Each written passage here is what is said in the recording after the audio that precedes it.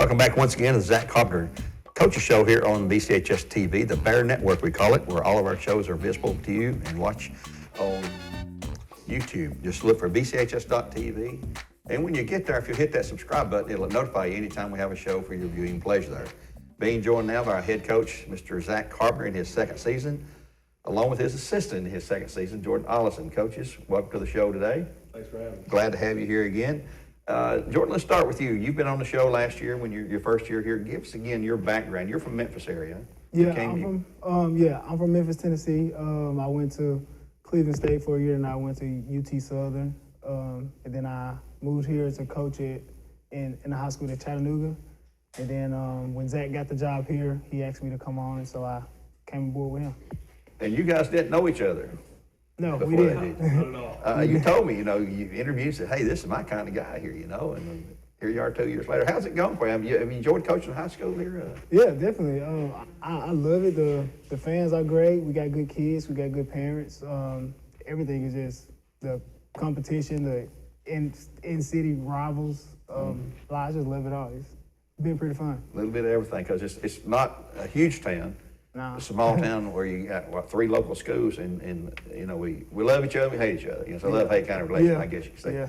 When we're not playing each other, we get along just fine with everybody. But, it's different on that basketball court or the tennis court or the football field or whatever, it's just, that's what makes it great, though. That makes it fun, The rivalry's always there, like you said, when they're playing against somebody, they're playing somebody out of town, we pull for the hometown team. But, when it's time to tip it up against them, that rivalry's there.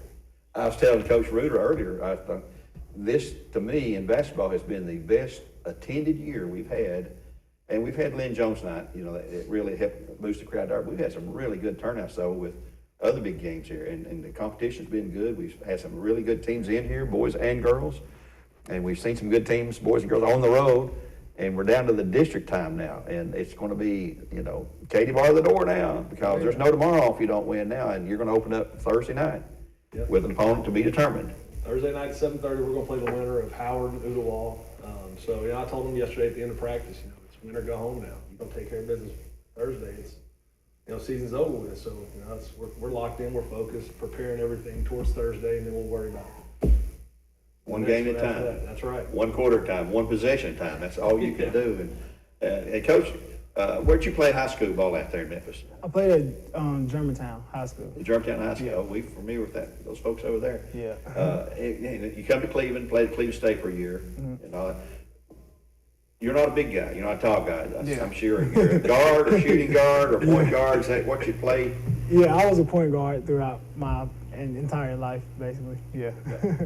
And you got the big post player here. We see him play. Coach thinks that's funny, I guess. Do you coach that position at Bradley here? I mean, you help coach with that? I coach the guards. Zach handled the bigs. Oh, okay. Yeah. We split up, do guard bigs. I let him take the guards, and I got the bigs. Well, what do you think about you've played both these teams, whoever it is, Oodwall or Howard. You played both. You've won both games. But it's like telling Coach Reuter in a previous show, you can't have a letdown. You can't have an off night. If they have a good night and you have a bad night, you're done. You're gone. Anything can happen when it comes to tournament time. You see it every year in March in the NCAA tournament. It doesn't matter what your seeding is or anything like that. You got to be ready to play. Going back to last week's games against Chattanooga, I'm going to say Chattanooga Central, McMinn Central, Friday night, our senior night. Good crowd, great atmosphere, things worked out there. I'm going to pick on something. 8 of 12 free throws. Yeah. Let's go back to Tuesday night. We missed 6 in a row in the fourth period, including the front end two 1-and-1s, I believe. 1 of 9 that game. We lose by 3 points, I believe it was, in overtime. I know it's easy to say, why can't you hit free throws? I've never stood out there and shot one, especially in a game like that, the huge crowd under pressure late in the game, and everybody's screaming at you, and one's screaming for you, one's screaming against you. But how do you can't correct it. I mean, I guess the kids practice free throws on their own at each practice or whenever. We do it. We shoot free throws every day as a team, especially the next day. We had a long film session that day, watched a lot, learned a lot, and then we just went out and shot free throws. That was our main focus. Step up there with confidence. It's the only unguarded shot you're going to get. Right. to me, free throws are a mentality. You know, if you walk up there with confidence like you're going to make it, you're going to make it. There's a good chance of you making it, and that's what we're trying to get them to the point of. You know, believe in yourself. Yeah. And we do different things at practice, you know, to put a little pressure on them while they're shooting. You know, got to run a little bit if you don't make enough or don't reach a certain number. So those are pressure ways we can do it in practice. A little pain there mixed in, you know, with making shots. Jordan, were you a scorer in high school and college? I mean, a point guard typically is expected to dish the ball out more than score, but. Yeah, I was a better player in college than I was in high school. So my game probably didn't bloom until I was 19, 20 years old. Oh, really? So and when I did play in college, I was more of a scorer shooter than I was a facilitator, but that's mainly because I had to. So. Yeah. Well, one thing that you guys have in common is young babies. Yeah. 1 year old, 11 months old.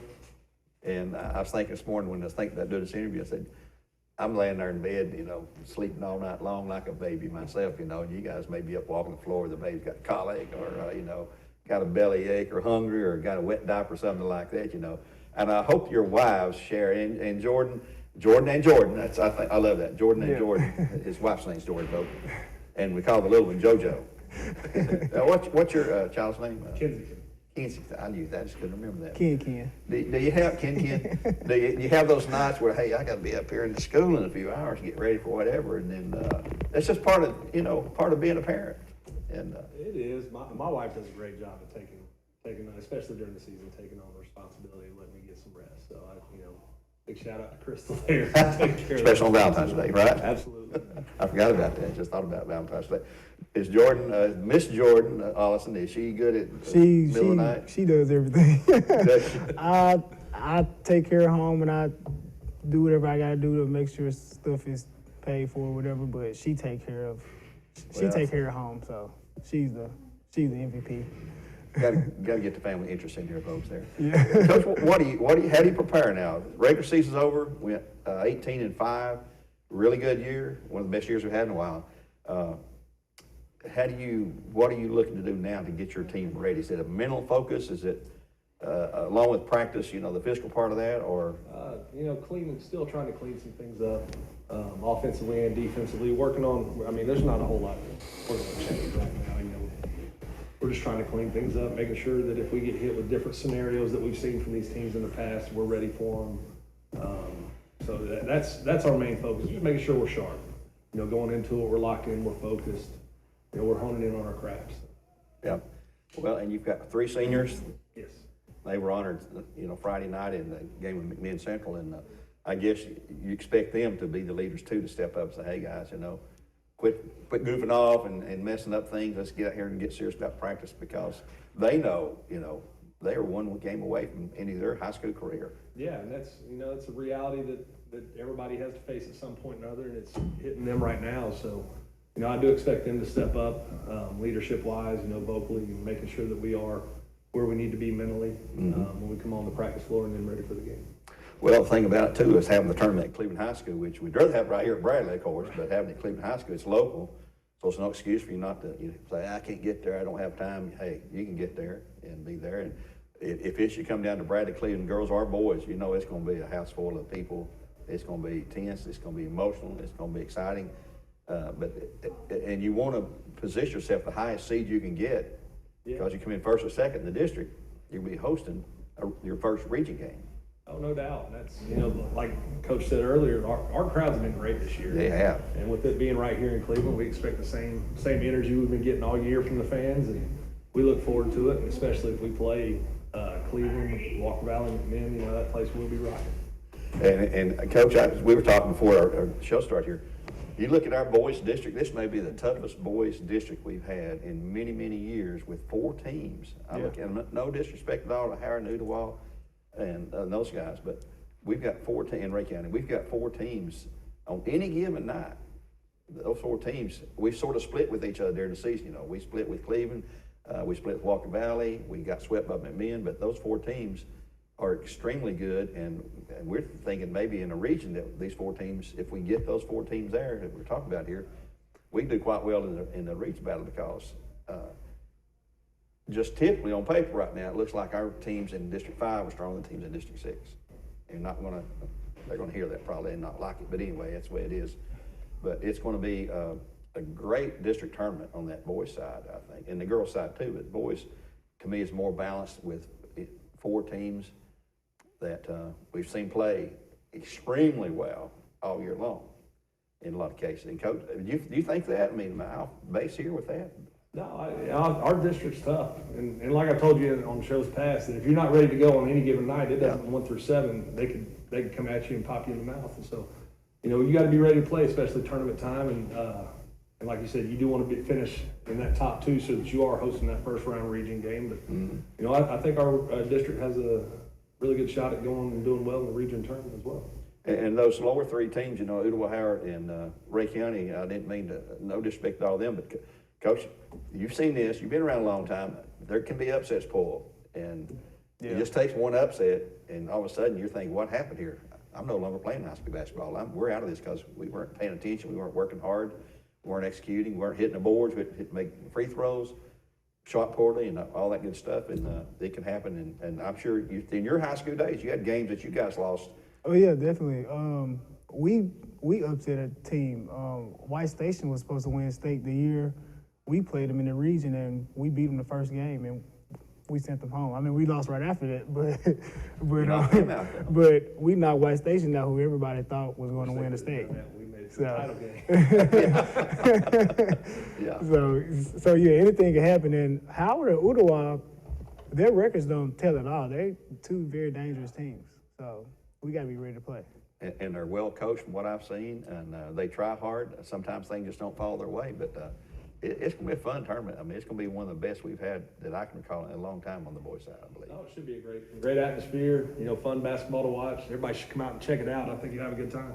Well, we need the Bear Nation there, and I think they'll be there and show up. And we've had a great support all year long, and they just keep on keeping on. They have the Radio Rowdies over there, as they call themselves. They'll be doing their thing over there when they're playing ball. But I really look forward to it, and I think all the players look forward to it. And your players, you just got to get them in that mental frame of mind. Hey guys, it's all, leave it all on the floor.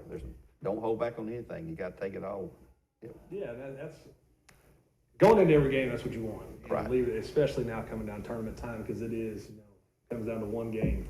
If you don't take care of business, then your season's over with, and they really need to go out there and just give it their all and see where the chips fall. We can live with that. Any word of advice to them, Jordan, that you would give your players, same as what Coach is saying here? The most tricky part about the end of the year is, like, you have some kids that's ready for it to be over, then you have some kids that want to keep winning. My word of advice to all kids, not just ours, but to just finish out the season strong, play to win every game. Don't worry about being tired or hurt, because everybody is tired and everybody is hurt. So it's about who's the toughest and who wants to win the most. Oh, you're right. That's exactly right. You hit some good points there. And the thing about it, now district tournament, we play Thursday, then we play again Saturday, and then we get if we continue Tuesday for the Consolation Championship district. But when you hit that region, the boys start on Saturday week that night. The girls play Friday, the boys Saturday.